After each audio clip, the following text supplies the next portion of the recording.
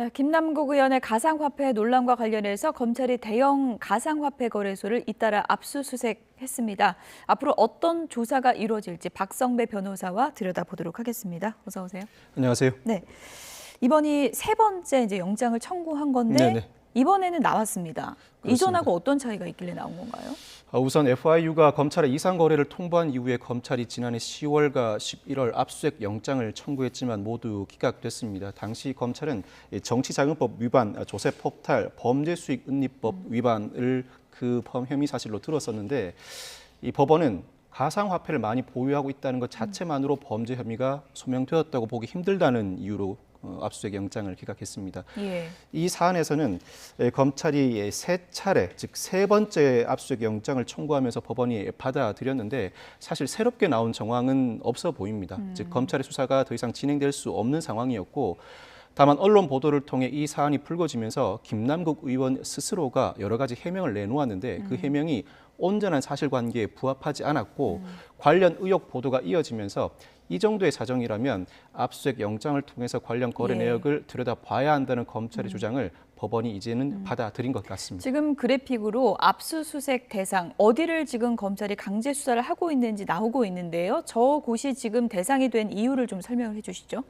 가상화폐 거래는 주식 거래는 증권 거래소를 통해 이루어지듯이 가상화폐 거래는 가상화폐 거래소를 통해 이루어지게 됩니다. 네. 누군가가 가상화폐를 거래하기 위해서는 각 가상화폐 거래소에 자신만의 지갑을 보유해야 하는데 김남국 의원은 빗썸과 업비트의 가상화폐 지갑을 보유하고 여러 개를 갖고 있죠. 그렇습니다. 예. 이들 거래소를 통해 가상화폐를 거래해 왔습니다. 따라서 자연스럽게 빗썸과 업비트가 압수수색 대상에 포함되었고 이와 별개로 이 가상화폐는 가상화폐 거래소가 아닌 각종 온라인 플랫폼이 제공하는 가상화폐 지갑이 있습니다. 예. 이 가상화폐 지갑에도 별도로 가상화폐를 보유할 수 있는데 김남국 의원이 보유하고 있는 것으로 추정되는 카카오 계열사 지갑도 압수수색 대상으로 적시됐습니다. 네. 그렇다면 영장에 어떤 혐의들이 지금 들어가 있는지 그 부분도 좀 설명을 해주시죠. 우선 정치자금법 위반, 조세포탈, 범죄수익은닉법 위반 혐의가 포착되어 있는데 예. 사실 이와 같은 혐의는 구체적인 사실관계를 들여다보지 못한 상황에서 정치인의 자금과 관련해 비교적 쉽사리 끌어쓸 수 있는 혐의입니다. 즉 자금의 출처가 불분명하니 정치자금법이 정하지 않은 방법으로 정치자금을 받은 의혹이 있다는 수준, 그리고 자금의 출처가 불분명하다면 누군가로부터 증여받았을 가능성이 있고 그 증여와 관련돼 증여세를 납부하지 않았다면 조세 포탈의 의혹이 있다. 이와 같은 혐의와 관련해서 그 범죄 수익을 감추기 위해서 가상화폐를 이전했다는 의혹 정도. 사실 이 정도 의혹은 검찰이 구체적인 사실관계를 들여다보지 못한 상태에서 적시할 수 있는 혐의라고 할 수 있고 본격적인 수사는 지금부터라고 평가할 수 있습니다. 네. 본격적인 수사는 지금부터다. 그렇다면 이제 검찰이 들여다볼 의혹들을 저희가 좀 짚어봐야 될 텐데 먼저 투자 자금이 어디에서 왔을까? 이 부분도 좀 들여다보겠죠? 이 사건의 쟁점은 크게 두 가지입니다. 첫째는 자금 출처이고 둘째는 내부 정보 이용입니다. 자금 예. 출처와 관련해서는 우선 김남국 의원이 LG 디스플레이 전자 주식을 매도한 9억에서 10억 원 상당의 자금으로 가상화폐 투자를 했다고 진술했지만 여러 사실관계에 온전히 부합하지 않는 부분이 있습니다. 물론 김남국 의원 입장에서는 여러 차례 해명을 내놓아도 의혹 보도가 계속되니 나 스스로 해명을 하기보다 당 차원에서 꾸려진 진상조사단의 조사에 임하는 방식으로 자신의 입장을 선회했을 가능성도 있습니다.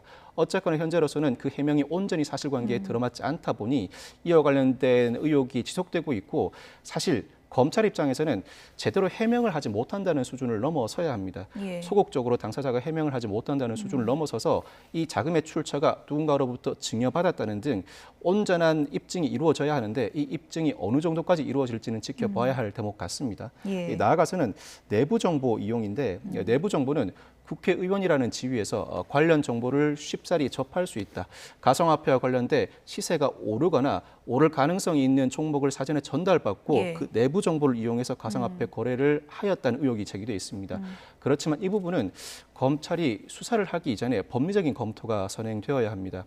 비록 내부 정보를 이용해서 가상화폐를 매수했다 또는 매도했다고 하더라도 죄가 성립하는지는 다시 들여다봐야 하는데 그 이유가 주식은 미공개 내부 정보를 이용해 거래한 경우에 자본시장법 위반이 성립합니다. 명백하게 조항이 있군요. 그렇습니다. 예. 그렇지만 가상화폐는 자본시장법이 일컫는 가상자산 내지는 자산인지 여부에 대해서 다툼의 여지가 있습니다. 미공개 정보를 이용했다고 하더라도 그 자체로 형사처벌 대상이 되는지에 대해 논란이 예. 있어서 이 부분 법리적인 부분부터 정리해두고 사실관계를 파악하는 예. 작업을 시작해야 합니다. 지금 크게 두 줄기, 그러니까 자금 출처와 내부 정보 이용 그 부분을 이제 크게 짚어주셨고, 먼저 자금 출처 부분 좀 더 구체적으로 가보면 네. 정치자금법 위반 혐의를 적시했다는 거는 검찰이 어떤 부분을 의심하고 있는 건가요? 사실 현 단계에서는 그 자금의 출처가 불분명하다는 수준에 그치고 있는 것 같습니다만 이 수준을 넘어서는 사실관계가 드러날 가능성도 배제하지 예. 못합니다. 그 이유가 무엇보다도 P2E, Play to Earn, 즉 게임 회사가 발행한 가상화폐가 존재하고 게임을 통해서 이 자산을 취득하면 그 자산은 단순히 게임 내부에서 아이템을 구매하는 수준을 넘어서서 곧바로 가상화폐로 사용할 수 있고 가상화폐는 궁극적으로 현실에서 현금으로 사용할 수 있는 그렇죠. 가능성을 내포하고 있습니다. 이와 같은 방식으로 게임이 진행된다면 게임은 사행성을 띨 수밖에 없고 일부 게임 업체는 이와 같은 방식으로 가상화폐를 발행하는 방안이 합법화되도록 하는 것이 오랜 기간 수건이었습니다. 예. 관련된 논의도 있었고 일부에서는 국회의원들에게 대대적인 로비가 진행되었다는 의혹도 제기하고 있습니다. 예. 만약 김남국 의원이 관련 로비를 받았고 그 과정에서 이 게임 업체로부터 가상자산을 직접 지급받았다면 그때는 정치자금법이 정하지 않은 정치자금을 받은 것이면 물론 나아가서 직무 관련성과 대가 관계가 인정돼 뇌물죄도 거론할 수 있습니다. 사실 이 사안은 여러 가지 의혹이 제기되고 있습니다만 사실관계는 상당히 단순합니다. 이 게임 업체로부터 관련 로비를 받고 그 과정에서 직접 가상화폐를 지급받았다면 이 자체가 정치자금법 위반이자 뇌물로서 그 혐의를 벗어내기는 힘들지만 예. 이 정도 사안이 포착되지 않는다면 형사처벌은 사실 현 단계로서는 어려워 보이는 게 사실입니다. 예. 그러니까 정치자금법 위반 혐의를 지금 적시하긴 했지만 입법 로비와 관련해서 수사가 이루어졌을 때 어느 정도 정황이 나온다면 그것은 뇌물 혐의 적용으로 갈 수 있다 이렇게 보면 되는 건가요? 입법 로비와 관련해서 게임 업체로부터 가상화폐를 직접 지급받았다면 단순히 정치자금법 위반으로 그칠 사안은 아니죠. 온전히 직무 관련성과 대가 관계가 인정된다고 보아야 할 것 같고 이때는 뇌물죄 적용도 충분히 거론될 만합니다. 혐의를 벗기가 상당히 어려운데 예. 그렇지만 김남국 의원은 관련 업체로부터 로비를 받은 적도 없고 관련 인사를 만난 적도 없고 이 사실관계를 전면적으로 부인하고 있는 상황이라 예. 이 정도 사실관계가 규명될지는 더 지켜봐야 할 것 같습니다. 예. 그거 관련해서는 이 부분도 검찰이 수사를 할 것 같은데 에어드롭이요. 이제 네네. 김남국 의원이 에어드롭으로 무상으로 코인 받았다라고 네네. 이제 얘기를 했는데 그 에어드롭 형식 자체는 불법이 아니지만 어떤 목적으로 또 어떤 형식으로 받았느냐도 좀 들여다볼 대목인 거죠. 에어드롭 자체는 불법이 아닙니다. 예. 에어드롭은 그 가상화폐 발행사가 마케팅이나 이벤트 차원에서 가상화폐를 투자한 사람들에게 보유하고 있는 지분 비율에 따라서 무상으로 나눠주는 형태입니다. 예. 수시로 이루어지고 있고 많은 코인 투자자들도 에어드롭을 통해서 가상화폐를 지급받고 있는 것이 경품으로도 현실입니다. 받고 그런다고 그러더라고요. 그렇습니다. 예. 그 자체가 크게 문제되지는 않습니다만 다만 김남국 의원이 특정 업체의 가상화폐를 상당히 많이 보유하고 있는 상태에서 에어드롭을 받았다면 예. 그 에어드롭을 통해서 지급되는 가상화폐 양도 적지 않았을 것이고 하필 그 시기가 입법 로비와 연관돼 있다면 그렇군요. 사전에 공모해서 이 대가 관계를 회피해 나가기 위한 방편으로 에어드롭 방식을 사용했던 의혹도 제기될 수는 있습니다. 그렇지만 이와 같은 논의도 단순히 에어드롭을 넘어선 대가 관계 여부도 입법 로비가 있음을 전제로 하는 것인데 이 부분은 결국 당사자가 부인하는 만큼 검찰이 수사를 통해서 규명해야 할 과제가 선적해 있다라고 네. 평가할 수 있습니다. 검찰 수사의 또 다른 한 줄기가 이제 내부 정보 이용했나 이 부분인데 이 네네. 부분에 대해서는 김남국 의원이 절대 그렇지 않다라고 이제 부인을 했습니다. 언론 인터뷰 다시 한번 들어보겠습니다. 폭락 직전에 매도했습니까? 한참 폭락하고 있던 중에 고점은 사실은 3만 원이었거든요. 그래서 이미 한참 폭락하고 있었던 시점에 매도를 했고요. 사실관계가 다른 거예요? 예, 그래서 만약에 미공개 정보를 이용해서 팔았다라고 한다면 고점에서 팔았어야 됐는데 혹은 폭락 직전에 팔아야 예, 되죠. 폭락 직전에 팔아야 되는데 한참 폭락하고 있는데 내부자 팔 정보 취득한 이유가 적 없습니까? 없습니다. 절대 없고요. 만약 내부자 정보를 취득하려고 한다면 가상화폐 관계자, 핵심 관계자라든가 아니면은 그 업계에 일한 사람과 친하거나 아는 사람이 있어야 되는데 그 업계 말단에 있는 사람하고도 한 번도 만난 적이 없습니다. 아예 내가 미공개 정보 알았다면 고점에서 팔지 왜 떨어졌을 때 팔았겠느냐라는 네네네네. 게 이제 김남국 의원의 주장이지만 다른 코인 또 투자한 거 보면은 신생 코인 같은 이른바 잡코인에 몇 억씩 이른바 올빵을 할 수 있었던 건 미공개 정보가 없지 않고서는 불가능하지 않느냐 이런 또 의혹도 많거든요.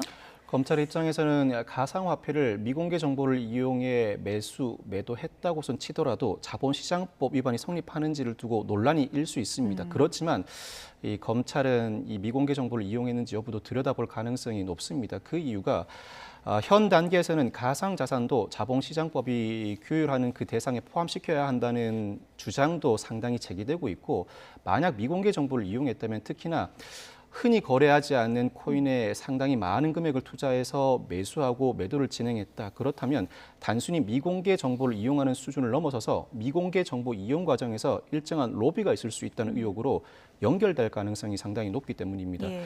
단순히 미공개 정보를 이용하였다는 것 자체로 범죄 혐의가 성립하는지 여부를 넘어서서 미공개 정보 이용 과정에서 누군가를 접촉하고 그 접촉이 직접 접촉 방식이 아니더라도 가상화폐 거래소를 통한 우회 지원 방식으로 접촉을 반복함으로써 일정한 대가 관계를 전제로 한 가상화폐 무상 증여가 이루어졌는지 그 여부를 수사해 나가기 위한 방편을 위해서도 예. 미공개 정보 이용 내역에 대해서도 수사를 진행할 가능성은 상당히 높아 보입니다. 그거는 좀 입증하기가 좀 까다롭나요? 어떻습니까? 입증이 상당히 쉽지는 않습니다. 일단 압수수색 영장을 통해서 이 코인의 출처와 거래 내역을 들여다볼 텐데 이 가상화폐는 원화와 가상화폐로 구입할 수 있죠. 그렇지만 자신 또는 타인의 지갑에서 제3자의 지갑으로 이체할 수도 있고 제3자의 지갑에서 자신 또는 타인의 지갑으로 이체 받을 수도 있습니다. 예. 가상화폐를 거래하는 과정에서 자금이 불충분할 경우에는 원화로 보충을 해 나가야 하는데 이 가상화폐 지갑에서 이상 거래 내역이 실제로 포착된다면 이때는 김남국 의원의 일반 원화 은행 계좌도 들여다볼 가능성이 높습니다. 즉 이어진 압수수색 영장 청구가 반복될 가능성이 높고 그 과정에서 일부 이상 거래가 포착된다면 관련자 진술을 통해서 혹시 미공개 정보에 대한 거론이 있었는지 여부를 전면적으로 수사해 나가야 하는데 거래 내역이 상당히 많아 보여서 이 중에 예. 어떤 부분이 문제되고 또 연결 계좌로 어떤 계좌를 포착해야 하고 이 계좌와 관련돼서 어떤 관련자의 진술을 받아내야 할지 검찰로서 입증은 상당히 어렵다. 네. 수사가 결코 쉬운 수사는 아니라고 평가할 수 있습니다. 오늘 박 변호사님 좀 분석을 들어봐도 그렇고 김남국 의원이 이제 탈당을 선언하면서 곧 돌아오겠다라는 입장을 전해서 또 한번 논란이 되기도 했는데 어떻게 보면은 이렇게 논란은 커졌지만 내가 법적인 처벌을 받는 것은 사실상 쉽진 않을 것이다라는 본인의 분석이 있을 것이라는 그런 시각이 많은데 어떻게 보십니까? 법적 처벌은 좀 어렵습니까? 도덕적 비판과 정치적 책임은 클 수 있습니다. 이는 김남국 의원 스스로가 극복해 내야 할 문제이고 다만 법적 처벌은 현 단계에서는 쉽지 않은 것이 사실입니다. 이 사안 여러 가지 의혹이 제기되고 있습니다만 예. 다른 모든 쟁점을 떠나서 게임 업체로부터 로비를 받고 직접 가상화폐를 무상으로 제공받았다는 수준까지 입증이 이루어지지 않는다면 예. 사실 형사처벌은 쉽지 않고 단순히 거액이 거래되었다는 수준을 넘어서서 이상거래의 징후를 포착하고 단순히 이 이상거래의 징후를 넘어서서 관련자들의 진술을 확보해야 하는 작업도 검찰로서는 지난한 수사 과정입니다. 이 수사 과정이 결코 만만치가 않은 상황으로 보여서 김남국 의원 입장에서도 법적 처벌이 쉽지 않다는 평가를 내리고 있는 것 같습니다. 네. 검찰의 수사 의지에 달려 있겠군요. 그렇습니다. 어떤 부분이 밝혀질지는. 끝으로 유아인 씨 얘기를 좀 잠시 해보겠습니다. 오늘 2차 조사라고 하더라고요. 네네네. 1차 조사 받은 지 좀 한참 된 것 같은데요. 그렇습니다. 유아인 씨가 지난 3월에 1차 조사를 받은 바가 네. 있습니다. 지난 2월에 입국하자마자 사실 사전에 경찰이 식품의약품안전처로부터 프로포폴 과다 투약 의혹 정보를 제공받고 수사를 진행하고 있는 상황이었습니다. 지난 2월에 유아인 씨가 입국하자마자 소변, 모발을 채취해 국가수의 성분 분석 의뢰를 했는데 의외로 프로포폴 외에도 대마, 코카인, 케타민 성분이 검출된 바가 있습니다. 예. 관련해 압수수색을 진행하고 프로포폴을 처방한 병의원에 대한 압수수색도 대대적으로 진행한 바가 있습니다. 어느 정도 분석이 마쳐진 이후에 유아인 씨를 지난 3월에 불러 1차 조사를 진행한 바가 있는데 예. 오전 9시 20분부터 오후 7시 30분까지 조사가 진행됐습니다. 현재 경찰과 검찰의 야간 수사는 원칙적으로 제한돼 있어서 아마 이 1차 조사 때는 조사해야 할 양은 상당히 많은데 온전한 조사가 이루어지지 않다 보니 2차 예. 조사를 사전에 예정해 둔 것 같습니다. 그런데 앞서 지난주 목요일 11일에 2차 소환 조사를 예정해 뒀다가 유아인 씨와 변호인이 현장에 출석해 보니 기자들이 많이 몰려 있는 상황이었다고 예. 합니다. 비공개 조사를 원칙으로 하는데 사실상 공개 소환에 해당한다는 이유로 이 2차 조사에 불응하고 돌아간 바가 있습니다. 예. 그렇지만 경찰은 유아인 씨가 소환 시기나 일정에 대해서 지나치게 민감하게 반응한다. 앞으로도 출석 일정이 조율되지 않으면 체포영장을 고려할 수밖에 없다는 입장을 내비친 바가 있습니다. 예. 사실 체포영장 신청이 흔하게 이루어지진 않습니다만 혐의 입증이 비교적 명백하고 사안이 중하다면 반복해서 피의자 조사에 불응하는 피의자는 결국 체포영장을 신청해서 예. 체포한 상태에서 조사를 할 수밖에 없습니다. 구속영장 청구는 흔히 이루어지지 않습니다. 그렇지만 이 사안에서는 경찰이 이 정도 의지를 내비치자 결국 유아인 씨가 그 이유 때문으로 보이는데 예. 오늘 전격적으로 출석을 했습니다. 오늘 오전 9시에 2차 조사에 응했고 이 상황에서도 이미 지금 기자들은 비공개로 들어간 건가요? 비공개로 들어간 것으로 보이는데 예. 이 상황에서도 기자들은 이미 현장에 나와 있고 유아인 씨에게 관련 질문을 하고 예. 간단한 답변을 받기도 했습니다.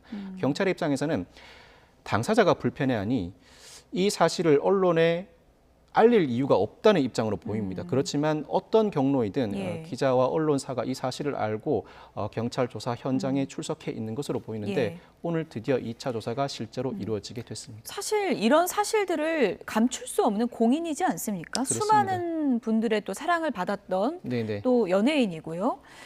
비공개 소환을 원한다고 해서 경찰이 그 부분을 그렇게 적극적으로 다 약속하고 협조해줄 의무가 있는 건 아니지 않습니까? 사실 경찰 공보규칙은 사건 관계인 출석 정보를 공개해서는 안 된다는 예. 규정을 두고 있습니다. 이는 관련 수사가 진행되는 사실을 알리지 말아야 한다는 의미이지 어떤 인사가 출석한 상황에서 기자들을 모두 물려야 할 의무까지 부과하고 있는 것은 그러니까요. 아닙니다. 예. 경찰 입장에서는 그럼에도 불구하고 피해자가 소환 조사에 불응하거나 불편해한다면 되도록 조사를 원만하게 진행하기 위해서 피의자의 요청에 응해주는 경향이 있습니다. 그렇다면 언론사가 직접 현장에 출석하지 않도록 야간 조사를 진행하거나 다른 경로를 통해서 출석할 수 있는 방안을 제시해 주기는 하는데 예. 그럼에도 불구하고 언론사가 사전 정보를 포착하고 현장에 나와 있는 상황을 물리거나 막을 수는 없는 입장이죠. 그렇지만 유아인 씨 입장에서는 스스로가 현장에 출석해서 사진이 찍히고 언론 기자들로부터 질문을 받고 답변을 하는 모습을 국민들에게 공개하는 것 자체가 연예인으로서 큰 부담을 느끼고 있는 것 같습니다. 부담이긴 하지만 또 일종의 공인으로서의 또 책무를 좀 갖고 그렇습니다. 있어야 된다는 생각도 드는데 끝으로 이 부분 여쭤볼게요. 많은 분들이 이제 궁금한 게 돈 스파이크는 며칠 만에 체포하고 바로 이제 구속되고 했는데 네네. 유아인 씨만 왜 이렇게 늦어지냐 이런 또 시각이 있거든요. 우선 유아인 씨는 초범으로 보입니다. 초범이라 지금까지의 경찰과 검찰 마약 수사 관행에 비춰보면 많은 양의 마약을 여러 차례에 걸쳐서 투약했다고 하더라도 구속영장 청구까지 이어지지는 않습니다. 그렇지만 현재 국정기조가 마약 수사 엄단 의지를 상당히 많이 내비치고 있습니다. 예. 과거의 전례에 비춰봐서 이렇게 될 것이다라고 예단하기는 어려운 입장으로 보입니다.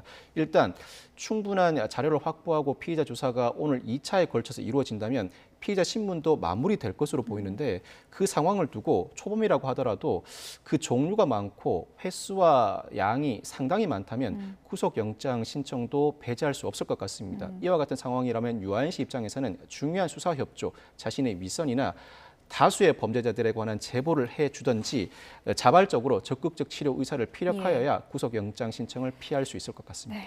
성실하게 조사받겠습니다. 이렇게 국민께 약속을 했지 않습니까? 유아인 네네. 씨가 앞으로 좀 조사를 성실하게 받을지 좀 지켜보겠습니다. 지금까지 박성배 변호사였습니다. 고맙습니다. 네, 감사합니다.